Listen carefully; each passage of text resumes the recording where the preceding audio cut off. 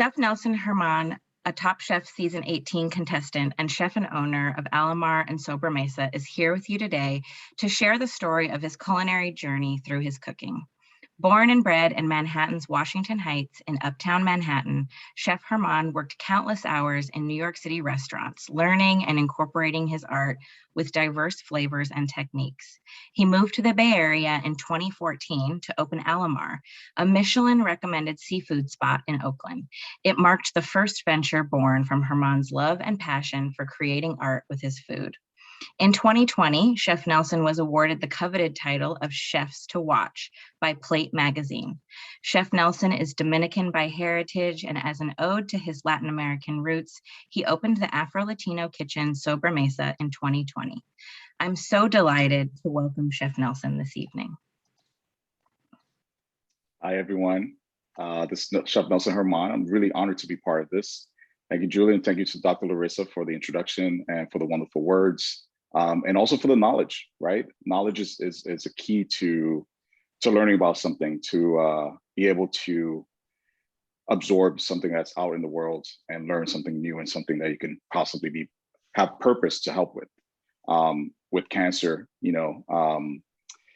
it's a little emotional for me. The father passed away of cancer 7 years ago, actually in 2014. So this is something that really means a lot to me, and to be part of this with you all. To be cooking some great food. Food is one of those things, no matter how sad we are, things are going out in life, food can make us happy, even for just a moment. Bring wonderful memories back with family, with friends, and just make you feel like you're away from all the craziness in the world. So I'm really honored to be here. Like she said, I'm born and raised in New York City, but I've been out here in the Bay Area for about 12 years now. I'm really happy. Oakland, especially in the Bay Area, it's fantastic. The weather's great, of course, better than New York, gotta say that. But just the people too, and the heart people have for things and for making things better. I really feel the sense of community here. That's what's really special about the Bay Area. And I'm really happy being here. I'll never leave, honestly. I opened up 2 wonderful businesses, Alamar, 7.5 years ago, 2014. And the tie-in with Alamar is that it was the first restaurant I opened on my own. So it was a big milestone for me. It was something really positive, something really happy in my life. But then my dad passed away 3 months later into opening Alamar. So it's one of those things that Alamar stands as a place that brought a lot of happiness, but dealt with a lot of sadness too. But knowing that my dad was really proud of me for reaching that milestone made it worthwhile. And I hold Alamar dear to my heart because it keeps me going, keeps me thinking about him, and just keeping the fight going, trying to strive for greatness, striving to keep building community, making people happy through food, through stories, through an experience. So that's kind of a little story on that. Then I opened Sobre Mesa as a nod to my roots, to my family, and where I come from in 2020. 9 days before the first shutdown, actually, which is very another kind of instance where everything's so great and grand, such a positive moment, and then having to deal through sadness after that. But we pivoted to because of people like you guys. People have supported me and supported us as a business, as a place, kept us alive, and we reopened, and a lot of amazing things are happening. Even instances like this, to have the exposure I've gained from building community through those times and feeding people, to being able to do this even virtually, but as connected with you guys, a small intimate group, it's really amazing. And it warms my heart to be doing things like this. It takes, it's like we're all in my house as a family together, eating, telling stories. We're going to be cooking a wonderful dish. It's priceless. So thank you guys for being part of this and for allowing me to cook with you all. And tell my story. I'll be telling a little more of the story throughout the meal and stuff. I know people might be hungry. It is 6 o'clock. If you guys can see, there's another camera showcasing the ingredients here. We're gonna make one of my new favorite dishes. This dish I've been doing for the last year and a half or so. It's Peri-Peri Chicken. It's a nod not to only my Dominican roots, but even deeper to that, my African roots. as Dominicans, we do speak Spanish. We are part of the Latin heritage community and diaspora, but we're also part of the African American community and the African diaspora. We are Black people who speak Spanish. Our ancestors came from Africa, were brought over to the Hispaniola Islands and created, because of colonization, half of it was Dominican Republic, the other half was Haiti. But there's all these ties in our food, like this dish here, in our swag, our music, everything we do ties into the motherland. And this is a way of creating this dish to give tribute to that. I just recently found out my family actually comes from Cameroon, both my dad and my mom's side.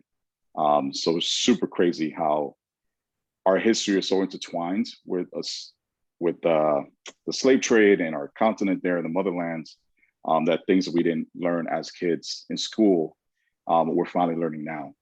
Even at my age, it's really eye-opening. Really, it's a reflection of life and who I am and where I'm going. So food like this, I'm been cooking a lot more because I wanted to connect to that, wanted to give tribute to that. So this dish is really, really means a lot to me. So it's a peri-peri chicken. We're gonna be using chow chow. Of course, because I'm Dominican, sweet plantains, and it does come from Africa. It's my favorite thing to eat. We have this beautiful red bean hummus. This is a twist on a Dominican classic, which is Dominican red kidney beans stewed with a lot of delicious flavor, sofrito and all that. But I made a hummus out of it. So regarding cancer and a lot of great, sad illnesses from the world or disastrous to our bodies, we need to eat healthier. So we can take things that we grew up with that may have so much things that aren't too good for us and really make it healthy. So I made a hummus instead of something that's braised for hours with a lot of, MSG or butter and stuff like that. Adding sesame, adding tahini, stewing the beans, chickpeas in there too, but still having those familiar flavors that I grew up with and is dear to my heart. We have roasted potatoes. We roasted sweet potatoes also for you all. And then this sauce here, it's really special. This is what makes it peri-peri. This is basically the original sofrito, something that came from Western Africa, Cameroon, Nigeria, Ghana. It's a blend of peppers, tomatoes, a lot of herbs, cilantro, parsley, a lot of umami, yuji.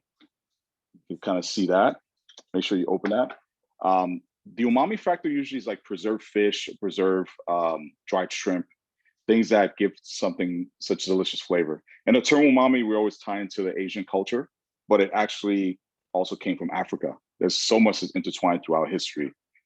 Rice came from Africa, a lot of other beautiful ingredients. So this peri-peri is really special. But what I did to add that umami factor is miso. Miso, fermented soybeans, and sometimes fermented rice. It's really great for your body. It's really healthy. It gives you energy, fills up on carbohydrates, and it's just good for you. So I added that instead of a preserved fish or anything like that. So I hope you all enjoy. We're gonna get kind of right to it. We want to go throughout the tools that you need to cook this beautiful dish. So again, on the ingredients, you're gonna have your chicken. You're gonna have your chow chow, which chow chow is pickled peppers and onions. Traditionally, there's cabbage in there, but there's no cabbage in this one. It's gonna be a little bit lighter and mild. There's your peri-peri sauce. So again, the nice puree. You're gonna have some cilantro leaves, which we're gonna use for garnish. We're gonna chop a little later. You have your sweet plantains. You have your red bean hummus. And also you're gonna have the mix of regular Yukon Gold potatoes and sweet potato that have been pre-roasted for you all. So you should have those ingredients. Then also for tools, you should have tongs. Tongs are really key to cooking. You can do so much with it. You can flip, you can stir, you can do a lot. So you're gonna have that. You're gonna have some spoons. I have a wooden spoon too, so we're gonna use for our hummus. And I have another spoon just for later for plating. Something a little bit bigger and wider. You're gonna have a pan. So I'm using cast iron. I love using cast iron. Cast iron pan are the best. They give things really great color. They caramelize flavors really beautifully. Something that has sweet, that has a lot of sugar. We'll caramelize it all and actually disperse a lot of that sugar and make it to a delicious flavor. So I always recommend cast iron. I recommend cast iron or stainless steel. The other stuff that we have that we've been using in our lives, aluminum and nonstick pans, are not good for you. a lot of those things can lead to cancer and other illnesses. So I always recommend to use other things. Always recommend cast iron, which is natural stone, or stainless steel. So a little tip from that. I have a baking sheet too. We're gonna add our chicken and our plantains because we're gonna pop it in the oven. And then speaking of the oven, make sure the oven is already preheated at 375 degrees. I have my beautiful oven back here. You're also gonna have a cutting board and a chef knife. Reason for this is we're gonna chop our cilantro to add some beautiful color to our dish, beautiful flavor, and a nice garnish. I'm gonna teach you guys how to plate a little bit fancy, like a chef. I have some salt and pepper I'm gonna always use.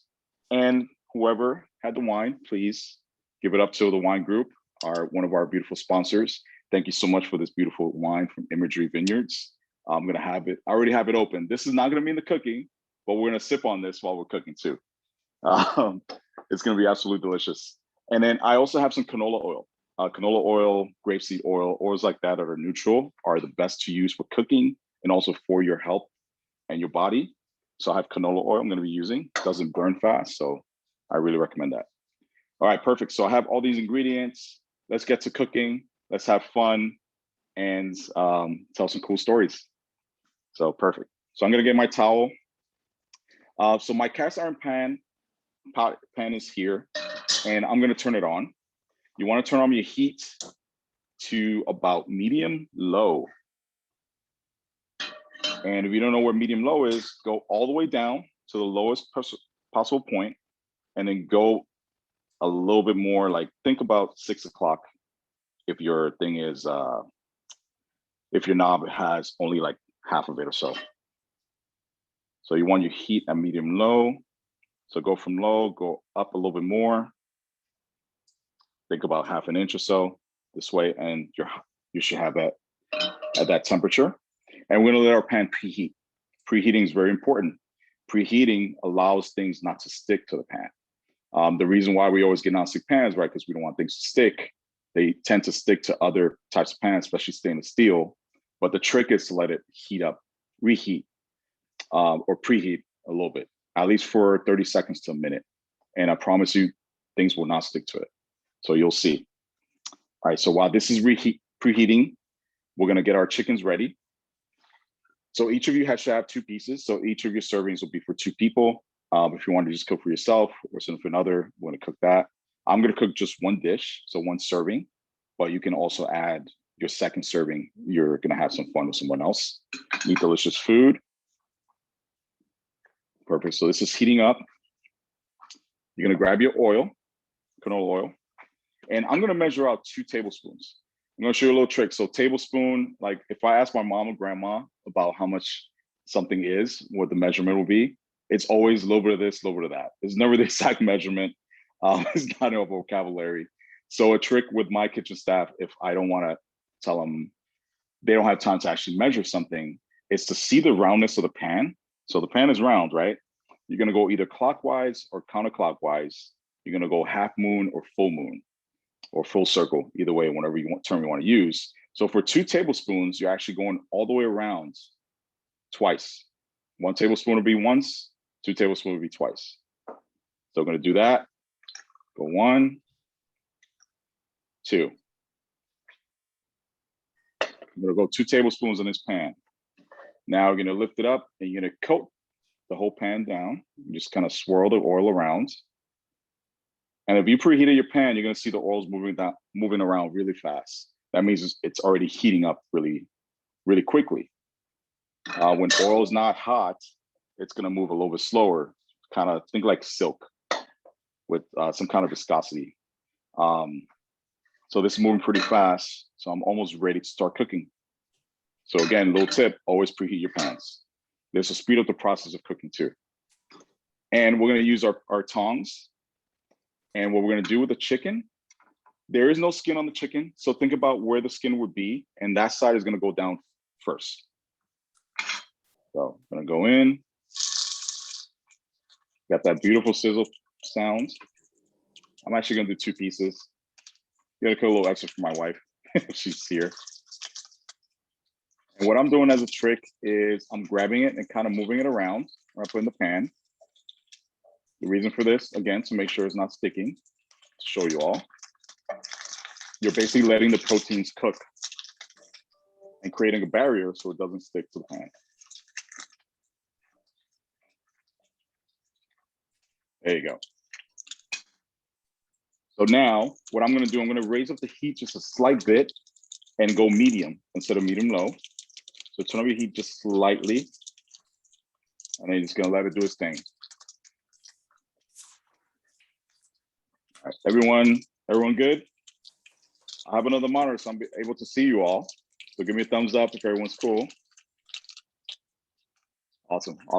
And if you see there's a little bit of this greenish color to the chicken. So what that is a little extra love. That's sofrito. So remember I was mentioning about the peri-peri being the original sofrito? So the Dominican style sofrito is a blend of cilantro, green bell peppers, red onions, garlic, and olive oil. But for this one, we use canola oil. Again, was trying to keep it a little bit healthier. So, and all it is just blend it together. And it's basically like a marinade or flavor enhancer for a lot of things. My mom used it for rice, for beans, for any protein, vegetables, anything that she can find that she can cook with it's what gives us, sofrito gives us so much great flavor. So that's the green color in the chicken.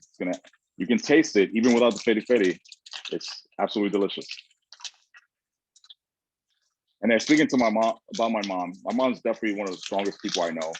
When my dad passed, she really didn't want to call me and tell me what happened. And I had the privilege of actually seeing my dad before, probably about 3 weeks before he passed. I think it came to the point where he wanted to see everyone to really feel at peace. My dad got sick basically Thanksgiving of 2013, and it came out of nowhere. It just came. He had some pain in his stomach, so it was stomach cancer and also liver disease. Unfortunately, it was two illnesses.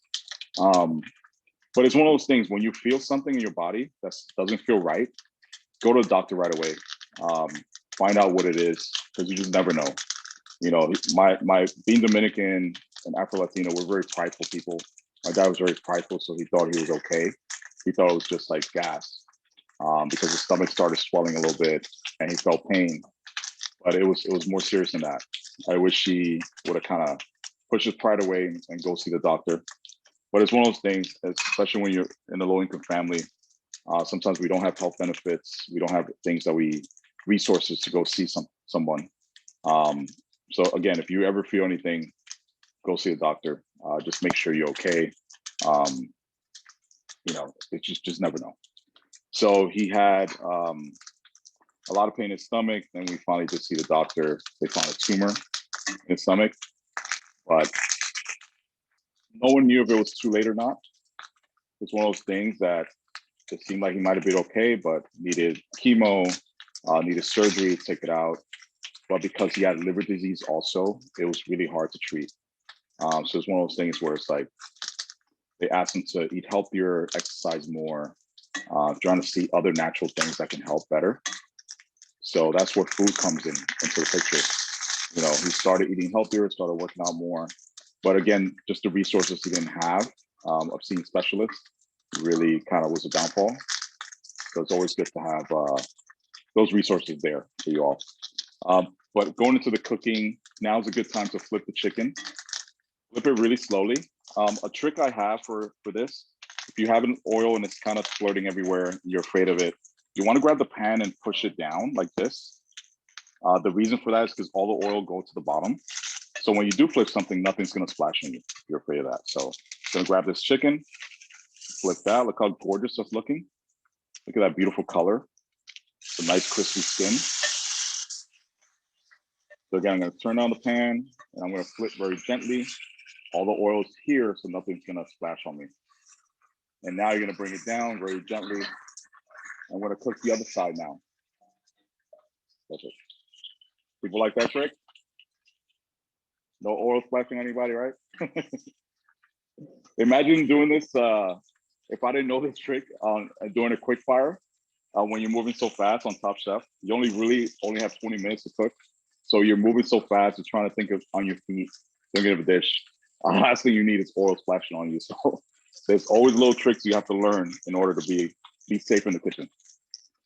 You never know what instance you'll be in. You have to cook really fast. You have enough time either way. So we're gonna cook this about 30 seconds on this side. And then I'm gonna get my baking sheet ready. We're basically gonna add our chicken to this and then we'll pop this in the oven. So a few more Chef, seconds. Yeah.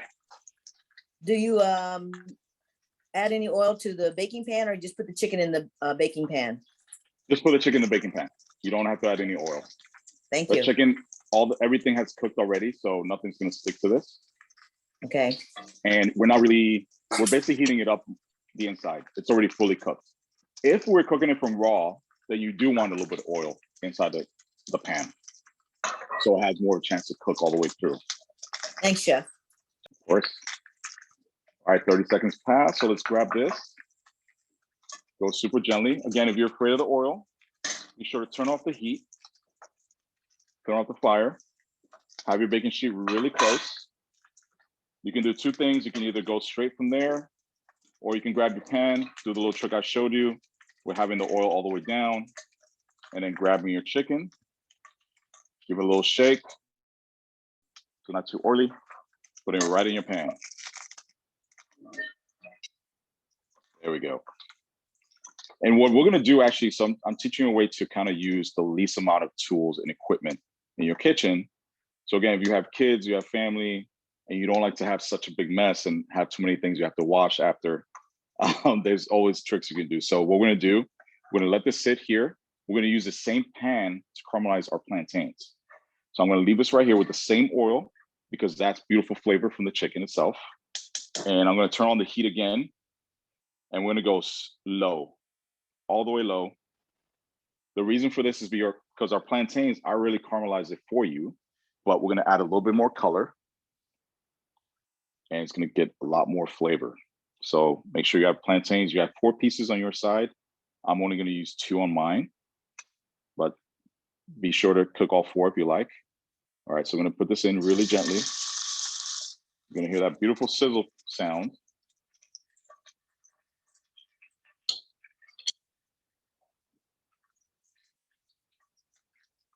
So what we're gonna do, we're gonna give it color on each side, a little bit more color than what it already has. As you can see, it's nice and golden yellow. I want it to be a little bit browner, a little bit darker, more amber, dark amber. It's gonna have more of a earthy tone instead of all sweet. So it's gonna be a nice contrast to the plantains. And then we're gonna add the plantains to our baking sheet with our chicken, and we're gonna pop it in the oven. Again, your chicken's all the way cooked. It's just basically reheating. We're gonna give it extra love, adding the peri-peri. It's gonna be fantastic. So slowly just kind of move around your plantain, twist it around. This is kind of the color you want. So you can see this is the color that already has, really golden yellow. You want this beautiful kind of dark amber color. So I flipped it around. Gonna give it a few more seconds, like 20 seconds each side. All right, and you turn.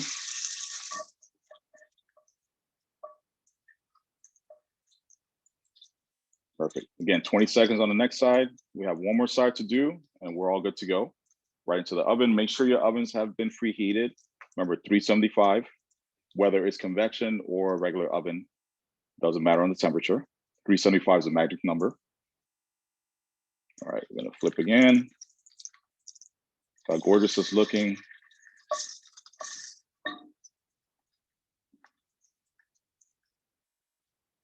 It's only gonna take about 5 minutes inside the oven. What we're gonna do is we're gonna count down to about 3 to 4 minutes. We're gonna take it out and we're gonna glaze our chicken.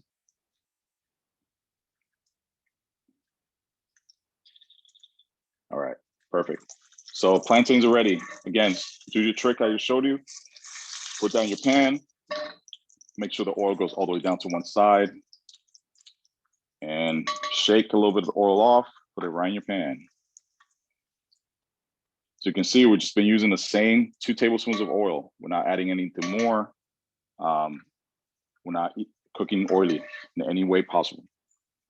All right, perfect. So actually what we're gonna do next, let's glaze our chicken. This is gonna, because our chicken is beautifully crisp, the skin, what we're gonna do, grab your peri-peri sauce, and you're gonna add a spoon. Can everyone see? Okay. I can put this a little bit closer. Make sure your fire's off. All right, so I'm gonna grab a spoonful of the peri-peri, and I'll show a close-up of that. And I'm gonna add a little bit on top of the chicken, and I'm gonna glaze it. Back of your spoon, move it around. Look how sexy that's looking.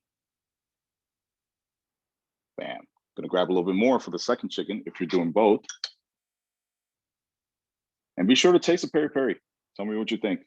It's a beautiful salsa.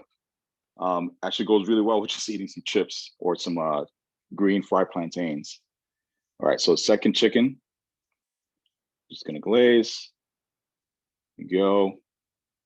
Should look just like that. And now we're gonna go into our oven. All right, guys, so go to your oven. My oven's all the way here and set up down there. I'm gonna open it, pop it right in. Bam. So since you have me, I'm gonna be a timer, but if you feel more comfortable, you can turn on a timer. You can go 4 minutes on your timer. And once 4 minutes is up, we're gonna check our chicken. We're gonna add a little bit more of the peri-peri glaze sauce and then let it cook for another minute. Perfect. All right, guys, so that's step 1 and 2. Next step is to actually cook our potatoes. So again, we're gonna use the same pan, same cast iron pan, same oil. I'm gonna turn on the heat and we're gonna go medium-low first, just like we did on our chicken. See how easy that is when you only have one pan to use? You know, we're gonna use 2 because we need the other one for the hummus, but we don't have so many crazy things going around. All right, so we're gonna let this heat up about 20, 30 seconds. We're gonna add our potatoes. And usually I like to eat this dish with rice, but I'm trying to cut down on the rice. Been eating, as you can see, been growing a little bit over here. I saw myself on the show, I was like, I gotta cut down on the rice and really start working out more. It's crazy that when you see yourself on camera, you're more critical about yourself than other people. I was like, I gotta lose some weight. But that's what happens when you get older, right? You have to start thinking about your health more. There is no more, I can eat anything, my metabolism's fast, I'll be okay, I'm still young. You have to start thinking about the future. I just turned 40 this past February, and it's a reflection of like, wow, I've been here 40 years in life. There's all these, people, my dad passed away of cancer. I need to start thinking about my life and my health even more, especially for my family, for my mom, my wife, and really start taking care of myself. Especially in this line of business, we don't have time to really eat as much. We're always standing on our feet. We're always moving around. We're always feeding others instead of ourselves. We always need to reflect in any industry you're in and take care of yourself. All right, so we let this heat up. We're gonna add our potatoes. Again, this is a mix of sweet potato and regular Yukon Gold potatoes, which is absolutely delicious. They're creamier than normal potatoes, so they absorb better flavor. And because they're so creamy, they don't need as much oil and different things to cook. And we're gonna use the same tongs and just kind of stir it around.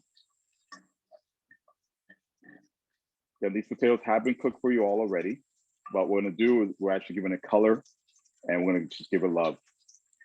So it's been seasoned with salt and pepper. There's a little bit of oregano in it already. So we're just gonna toss.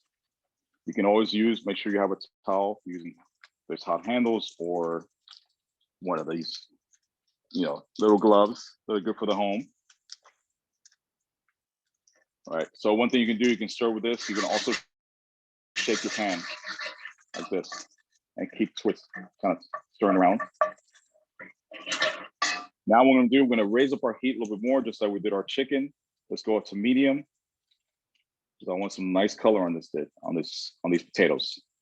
And then have your chow chow ready. What we're gonna do is add this chow chow to the potatoes to add some beautiful acidity and just beautiful color and flavor to this wonderful dish.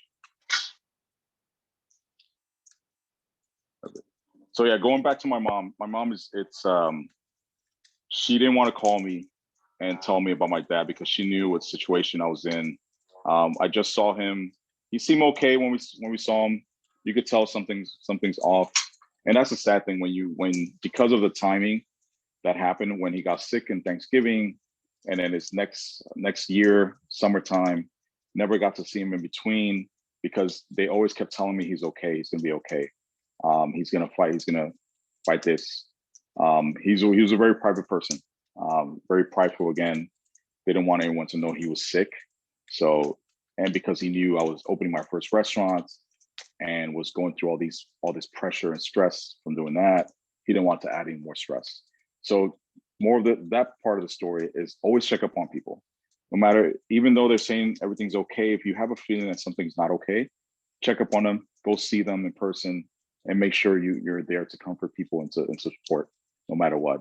A lot of us can be very prideful, especially as people of color in our community, because we deal with so many obstacles in our lives already. We don't want to add more stress to our family members and friends. So always check up on people, never know. So I wish I would have saw him earlier, but when I did see him, it was, definitely a sad moment, but it was cool, really great to see him, and he was very happy. I think he needed that extra support. I was there to kind of show him a few things about food too. It's the first time I ever really cooked for my dad. So I wanted him to eat healthier, and I wanted to help my mom too through the whole process. So actually, real quick, as you can see, some of this potatoes really crisping up really beautifully. I'm gonna stir a little bit more, and now I'm gonna stir in the chow chow. But things I was cooking for him, other than really heavy starchy Dominican food, is adding things that are pickled, like this chow chow, pickled onions, items like that are fermented, that can really help the stomach, help the digestive system, and add just beautiful flavor to food. Add acidity, cut down on the starch, on heavy starch food, especially food that's from my culture, that can be very heavy and starchy, because we're eating plantains, we're eating rice, beans, sometimes potatoes. It could be too much sometimes, but moderation is always key when it comes to eating. You never need to feel overly full when you eat something. You could be just nice and satisfied, because you should eat more often during the day. All right, so we're twirling this. We're gonna add our chow chow. And again, you have about 12 ounces of chow chow in your little jars. You don't have to use the whole thing, or even half of it for one portion. You can use a quarter of it. So see if you like it. Not everyone likes things that are pickled, so moderation. I'm gonna add a little bit here. I'm gonna add half of what I have. I'm gonna stir in really quickly for about 30 seconds. I don't want it to overly cook. I still want it to be acidic, really cut down on everything, but still give it really beautiful flavor.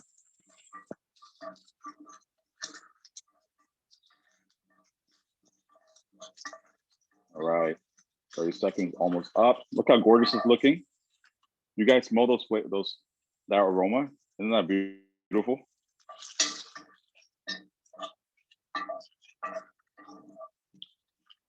Man. So I'm gonna turn off the heat. That's ready to rock. And what I'm gonna do is put it to the side. Give it a little shake. Let it do its thing. And now I'm gonna bring my other pan, because we're gonna use this one for our hummus. So one was ready to rock. So everyone, right now is a good time. The timer hasn't gone off. Come see your oven. Just take a look at the chicken and see how it's glazing. See how beautiful that's going, and smell the beautiful aromas. I'm gonna look at mine. You always want to test things, right? So that's looking gorgeous. Beautiful. That's looking really great. I'm gonna give it about another minute while my beans heat up. And then we're gonna add more of our peri-peri glaze, and then pop it back in the oven. We're gonna start plating. The fun part, so we can actually get to eat and drink some wine. And speaking of the wine, I have a little bit poured. Again, thank you to the wine group for this beautiful gift. This wine actually pairs really well with this chicken. I had some earlier. I had to, test things out.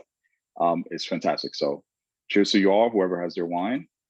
Really appreciate you all being part of this. It's American Cancer Society. Thank you for having me. But again, it's not over. But cheers. This is our first cheers of the night.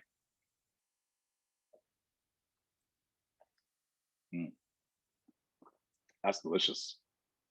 That's really fantastic. Really jammy, a lot of fruit. Oh man, it goes really, really well with this dish. But in the meantime, have your other pan or small pot. Again, we're just reheating this hummus. Think of it like stewed beans or refried beans, which people here in California are used to a lot. So I'm gonna have this really, really low. And actually in the meantime, grab any ramekin or measure out 2 tablespoons of water, which we're gonna add to the beans just to kind of lighten it up a bit. Because as you can see, it's really thick. No, it's gonna lighten up when you warm it up, be a little bit looser. But I want to be easy for you guys to plate and really do a nice presentation. So go ahead and do that now. 2 tablespoons of water, get that going.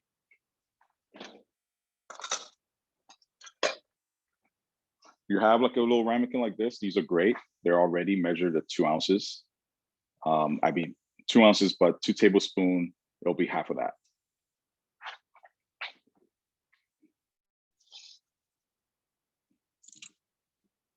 Perfect. All right, guys, while we're doing that, let's add our beans to our pan.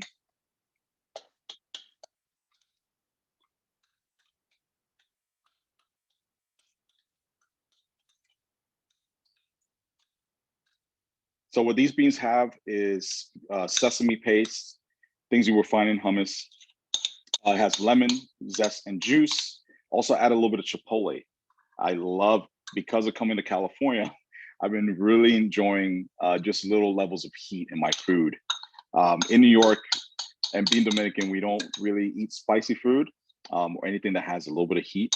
Like Tabasco was too spicy for my mom and dad growing up. But being out here and experiencing life in California and all the influences, I've been really enjoying it, even just in moderation. So I'll add a little bit of chipotle to this dish, to the hummus. I hope you all enjoy. It's gonna give a nice smokiness to it and just a nice bit of heat. All right. So all we're doing, use your wooden spoon, mix it around. Again, we're just reheating this at low heat.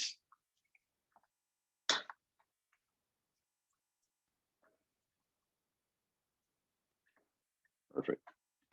And then going back to the story, yep. So my dad and mom will never tell me what was really going on. Again, they didn't want to stress me out. It was one of those things, but he was doing good and then not doing so well. And that's the thing with this really awful disease. You can seem like you're okay at one point and then it could just take over your body again.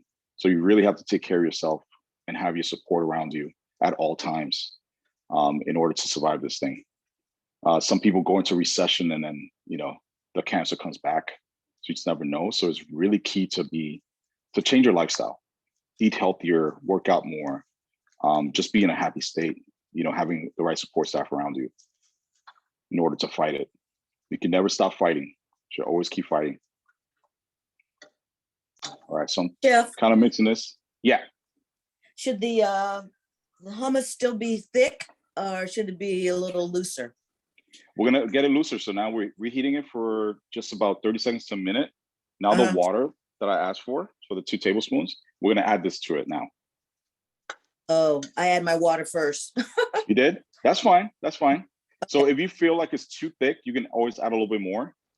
So I would say another tablespoon. Don't add too much because we don't want to take away the flavor, dilute the flavors of the hummus.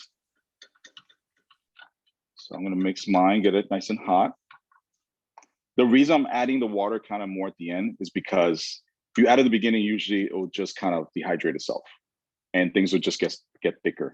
So I want to get everything hot and then add it in, mix it. It's nice and loose and I turn off the flame and it's ready to go. All right, so now's a good time. Adding my water. Gonna mix very gently. You don't want it splashing on you. You can see how beautifully that's looking. It almost gives it a nice shine, which is basically what I want for this dish and for you all to have. Not just makes it loose, but it gives a nice, really beautiful shine that's gonna make the dish pop even more. I always think about colors when I cook too. It's one of those things people eat with their eyes, right? We all eat with our eyes first. Things have to look really beautiful before we even want to try it. Something can seem so not appetizing, and it could be the best thing you ever have in your life. So adding a little kind of presentation really makes sure people want to try it no matter what, you know, and then you can change their world and rock the world on that. Perfect. So this is great. So you can see nice and loose. You can test it. And now we just turn off our heat and we're ready to plate. But actually, let's go into our oven. Let's get our chicken. And we're gonna add some more peri-peri. Time is up from there. And then also take a look at your plantains. You can see before the plantains were really shiny, right? There was a lot of sugar that was there. Now it looks more super roasted. It's gonna have an earthier flavor, but it's still gonna be nice and sweet inside, just natural sugars, no added sugar. It just gives it that really, for me, doing this is more of a tribute to Africa, because a lot of the plantains that were just roasted, there was no frying plantains. They roasted or grill it. And it just gives it, it's more tribute to the earth itself and where it was, you know, kind of created. So it's more of a spiritual connection to it. All right, so we're adding a little more peri-peri. Show you all close up. So you can see the peri-peri has dried up on it, which is what we want. Now we're adding that second layer of it. And this is what we call giving your food love, right? Adding that extra step is adding love to your dish. So, bam, we're gonna put it back in for just a minute while we start plating and we start having fun. Perfect. So pop it back in the oven and now we're ready to plate. Now comes the fun part. This is what a lot of chefs love, and people who don't like to cook, they always want to plate, right? They want to go through the process and get to the fun part where you could create such beautiful art. So I'm gonna move these to the side. Be sure to keep stirring your beans if it's drying out. And make sure all your flames and all your heat is turned off. I'm gonna be using this plate here to be plating in, one of my favorite plates here in the house. And also I'm gonna grab my cilantro. So if you guys have your cutting board ready, have a nice sharp chef knife. I'm gonna grab this much. You can grab just a few leaves depending on how much you're plating. And I'm gonna cut down. And what I mean in the reheating process of fine chop is you're gonna go really, and go as slow as you can. You don't have to go super fast, but a trick is to have your hands kind of claw. You ever heard this term? You have a claw, you have the knife like this. The reason for the claw is because you're not able to cut yourself. You're going down, show you here, going down and you're going on your knuckle. You're not allowing your fingers to be out so you can cut yourself. God forbid, you're just going down easily. So you want to grab your cilantro, have a knuckle, and go just slide. Just want to slide on the cutting board. You don't need to chop up and down. You just want to slide like this. And take your time. You want some nice, beautiful slices of green, gorgeous cilantro. That's gonna make the dish look really, really beautiful. Awesome. All right, so I'm gonna use that much. And now let's get to plating. All right, so everyone ready? Thumbs up.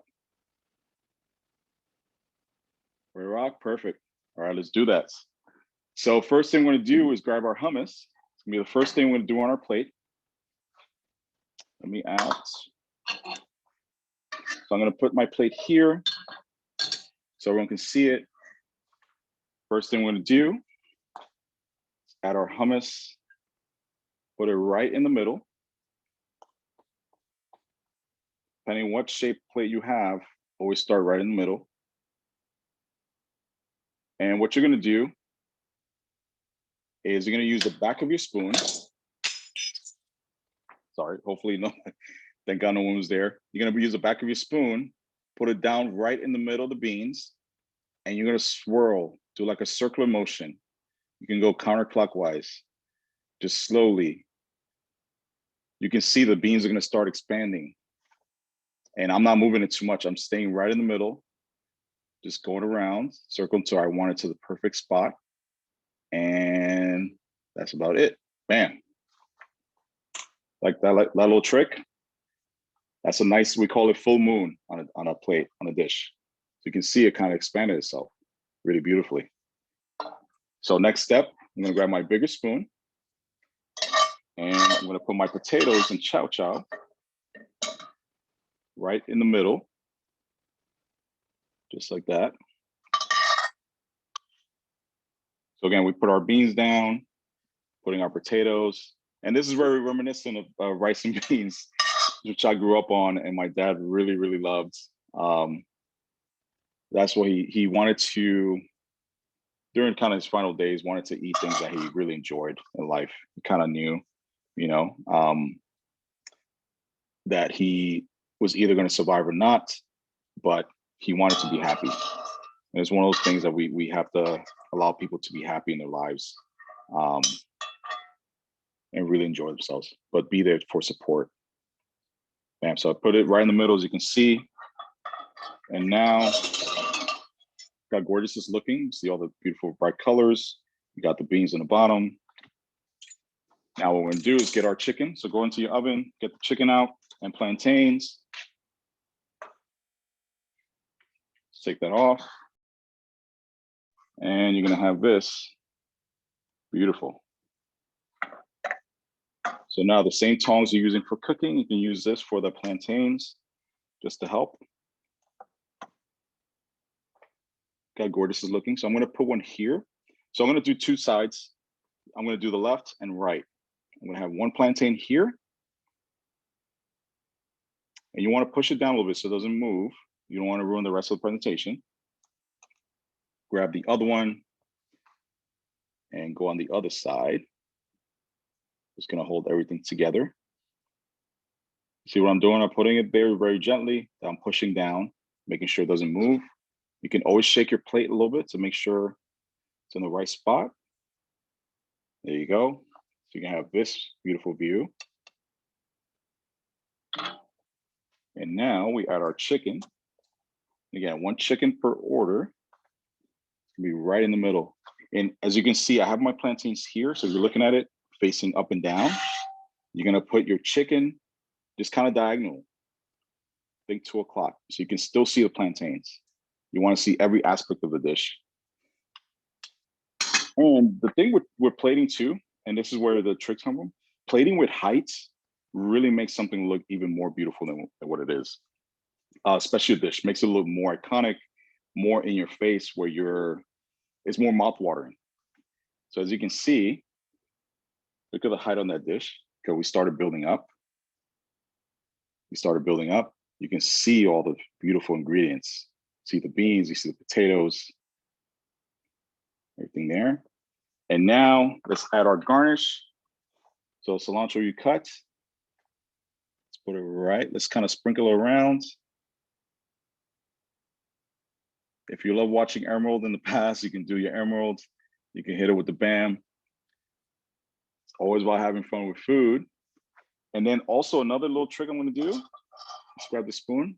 If I have leftover chow chow, you really wanna impress people, because the chow chow has such beautiful color. I'm gonna put some right on top. You guys ready? Look at this, right in the middle. And let it fall a little bit. And look at those gorgeous colors. It looked gorgeous before, but look at it now. You have this beautiful, beautiful peri-peri chicken with sweet plantain, potato, sweet potato hash, and a red bean hummus. And that looked beautiful. And again, look at the height on that. You can see all the beautiful flavors and just right in your face, more mouth-watering. There you go. So I would love to see other dishes that people did. That's amazing. Thank you. Oh, yeah.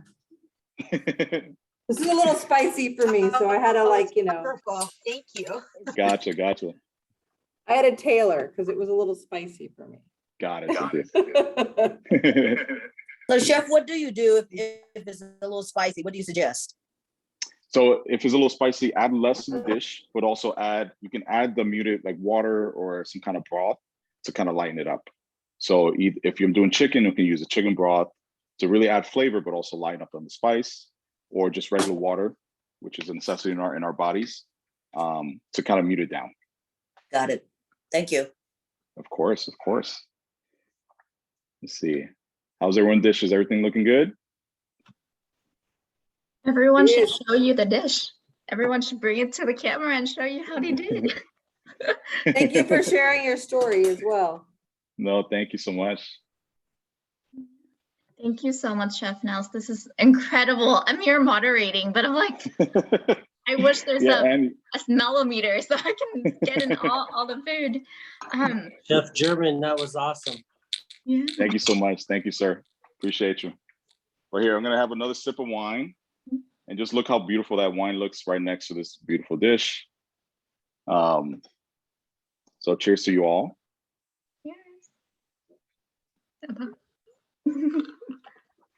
Oh man, Cheers. it's really exciting. And take pictures. Cheers. Take pictures of your. Cheers to you all. Take pictures of your food. Show your loved ones what you made. This is your dish now. And when we can also send over some beautiful recipes of how to make the dish from scratch. If anybody's interested in that too, if you really enjoy it. And I can send a recipe of where we can kind of take away some of the spice for somebody who's too spicy. But again, this is a dish that it really reflects who I am. Adds a Dominican touch, but also a nod to a tribute to Africa. And a nod to my family, to my dad. And again, kind of going back into that, I finally got to see him 3 months down the line of opening Alomar, and just kind of that feeling of like he was at peace. But really not knowing how he really felt and who was dealing with throughout the time. It's a regret I do have, but I live my life now to tribute him and to make him proud no matter what. But that goes to show you that cancer is one of those things it can take your loved ones away so quickly. He only had a few months to live, no matter what he was doing. But it goes to show you have to take care of yourself.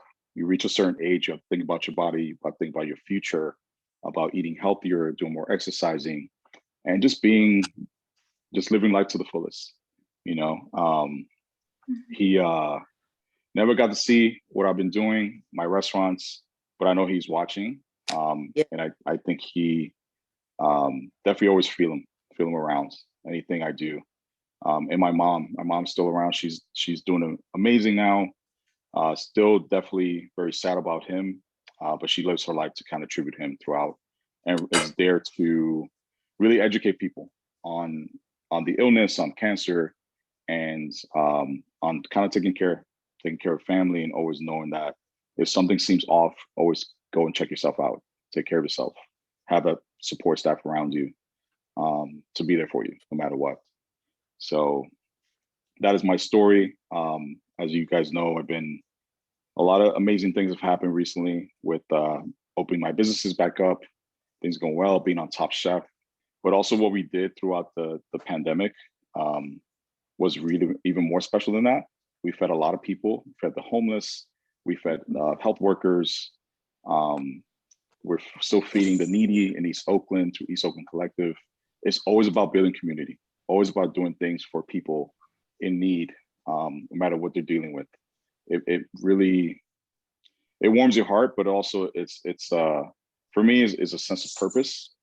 And I thank my dad for that. He really taught me to be all about community, help others, be there for other people, no matter what. With all the blessings I've had, I always want to give that back full circle, because you never know when you're down, those people that you're helping out will always come back to help you. And that's what they did for us when we had to close our business down.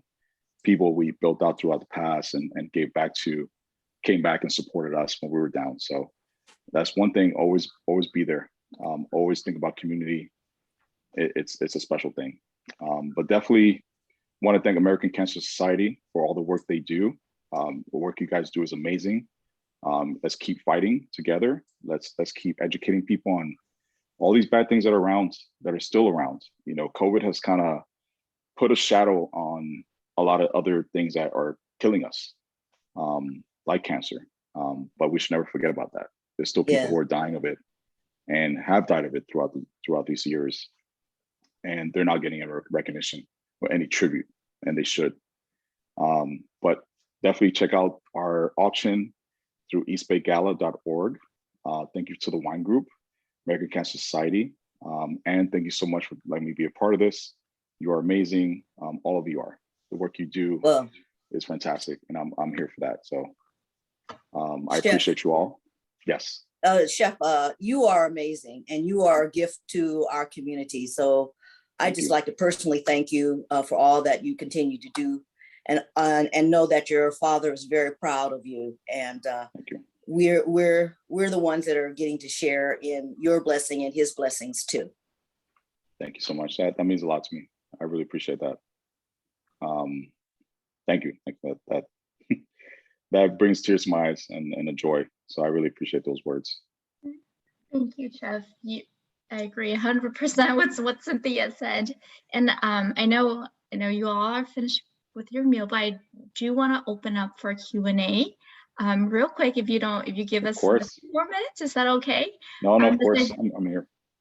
Does anyone have any questions for Chef, or else I have a few to start, so, but I want to make sure you do. I'd like to know the hours of your restaurant.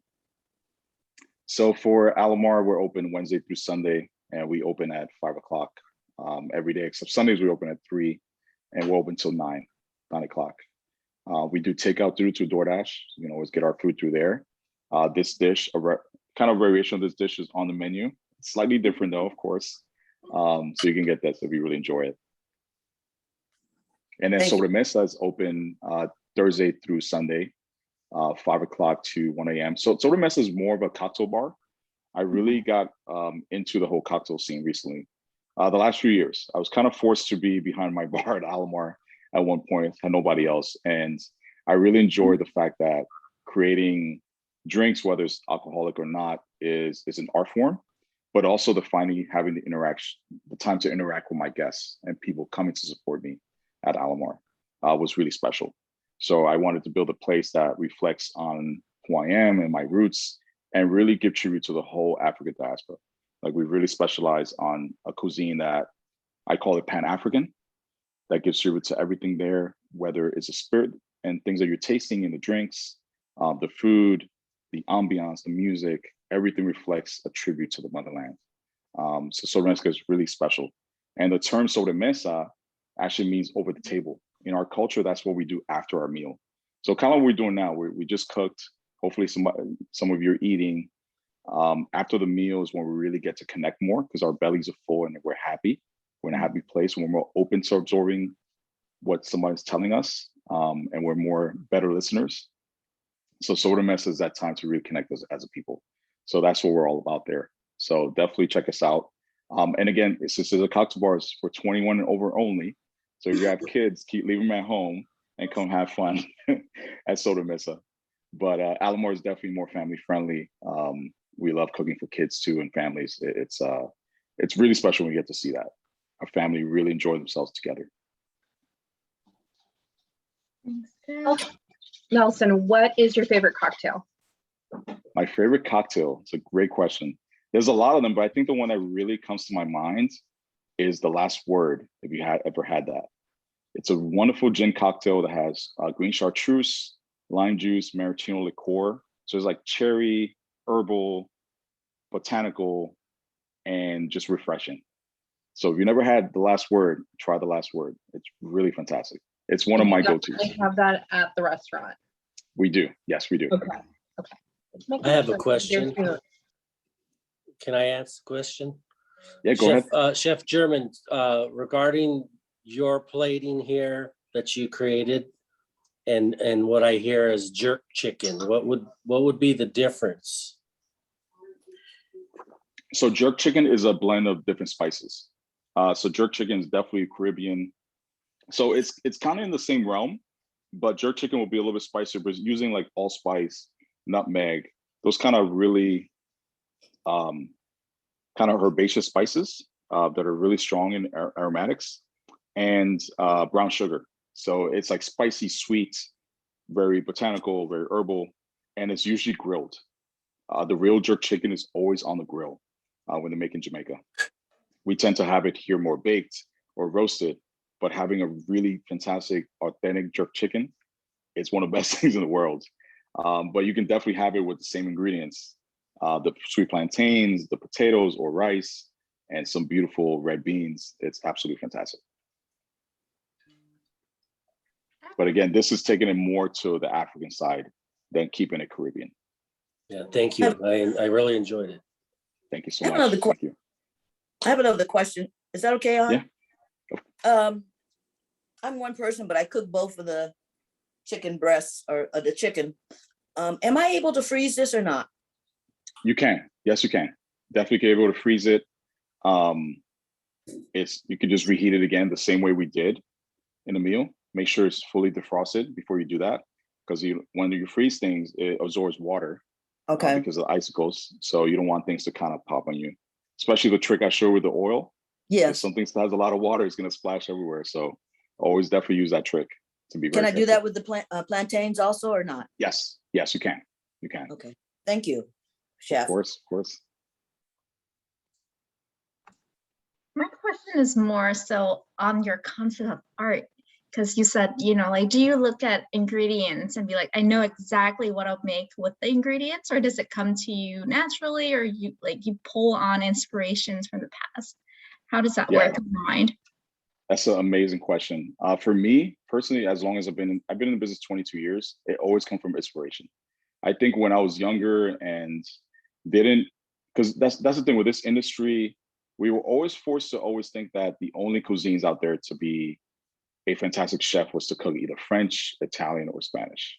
Now is a time where we can actually be ourselves and cook more of the food of our culture, and it's more respected, like even doing Pan-African or just doing Dominican.